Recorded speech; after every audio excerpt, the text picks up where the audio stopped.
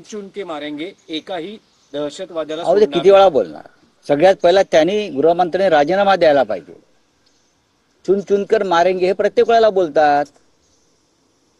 काँग्रेसच्या काळात सुद्धा गृहमंत्री हेच बोलत होते आणि आताही तुम्ही तेच बोलतायत. भारतीय जनता पक्ष आणि जनता पक्षाचे मंत्री ही काँग्रेस पक्षाची भ्रष्ट नक्कल आहे. कार्बन कॉपी नाही, भ्रष्ट नक्कल आहे. अमित शाह म्हणतात की चुन चुन कर मारेंगे, एक को भी नहीं छोडेंगे. मुळात जे घडले त्याला जबाबदार गृहमंत्री आहेत. जो प्रकार घडलेला आहे पेलगावला, जे 27 लोक निरपराध मारले गेले, ती जबाबदारी घेऊन अमित शहानी राजीनामा द्यायला पाहिजे. ते राजीनामा देत नसते तर प्रधानमंत्र्यांनी त्यांना प्रायश्चित दिलं पाहिजे.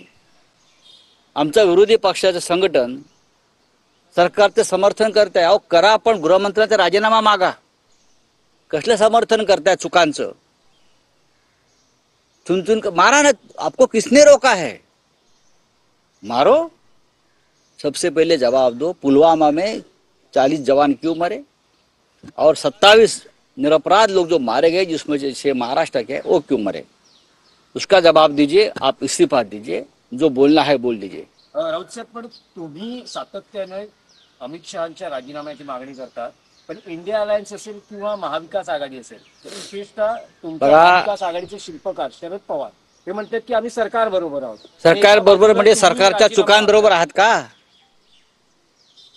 सरकारने ज्या चुका केलेल्या आहेत देशाच्या सुरक्षेसंदर्भात,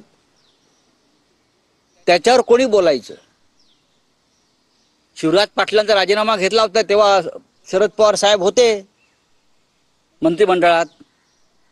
शिवराज पाटलांनी बॉम्बस्फोट घडवले नव्हते ना, पण त्यांची नैतिक जबाबदारी होती. दिल्लीतले बॉम्बस्फोट जे घडले, शिवराज पाटलांचा राजीनामा घेतला गेला. लक्षात घ्या काँग्रेसने. आम्ही सरकारच्या बरोबर आहात काय? कोण असं कोण बोलताय? बोलू द्या त्यांना. आम्ही सरकारच्या बरोबर आहोत, पण युद्ध तर सुरू करा. सरकार काय, सरकार राजकारणच करताय. या सगळ्या गोष्टीचं करताय ना. काल सरकारच्या बरोबर आहोत. 24 तासामध्ये प्रधानमंत्री बिहारला गेले प्रचाराला. याचं समर्थन करणार का माननीय शरद पवार साहेब? काल प्रधानमंत्री मुंबईत आले, 9-10 तास फिल्मी सुतारांच्या रमले, प्रवचन दिलं. मुंबई मनोरंजनाची राजधानी आम्हाला माहिती आहे. शाहरुख खान, आमिर खान, ही नटी, ती नटी, तो नट समोर बसून टाळ्या वाजवत आहेत. याचं समर्थन आम्ही करायचं आहे का? बसा दिल्लीमध्ये आणि स्ट्रॅटेजी आखा. सैन्यावर टाकलंय सगळं जबाबदारी, भारतीय सैन्यावर. इंदिरा गांधींनी सैन्यावर नाही टाकलं. निर्णय दिला, आदेश दिला, मला युद्ध करायचं. याला म्हणतात राजकीय इच्छाशक्ती. तुमच्याकडे आहे का ती? अशा सरकारचं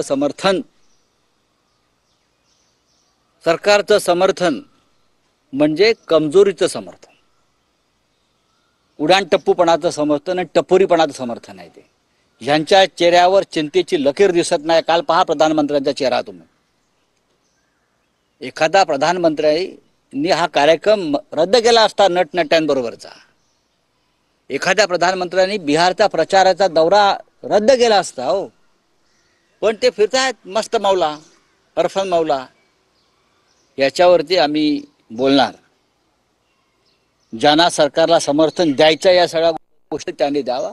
ते जनतेच्या भावनांशी खेळतायत. गृहमंत्री अमित शाह या सगळ्या घटनांना जबाबदार असतील तर त्यांचा राजीनामा प्रधानमंत्र्यांनी घ्यायला हवा. म्हणजे विरोधी पक्षातच या नाही. मुद्द्यावर एकवाक्यता नाही नाही, ते बघा, मी आमची भूमिका सांगतोय. अमित शहा या सगळ्या गृहमंत्री देशाचे कोणी असतील. तुम्ही शिवराज पाटलांचा राजीनामा घेतला होता, आर पाटलांचा राजीनामा इथे घेतला होता ना. मग आर पाटलांचा राजीनामा पवार साहेबांनी का घेतला होता इथे?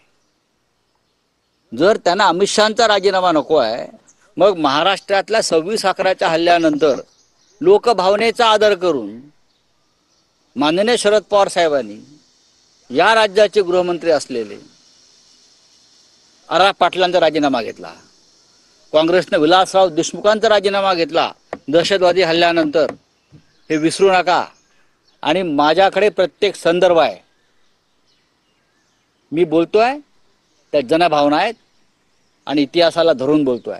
आर पाटलांचा राजीनामा ज्याने घेतला, विलासरावांना राजीनामा द्यायला लागला, त्याच्यामुळे काही गरज नव्हती. मग त्यांनी अमित शहाचं समर्थन करू नये. पण राऊत साहेब, या निमित्त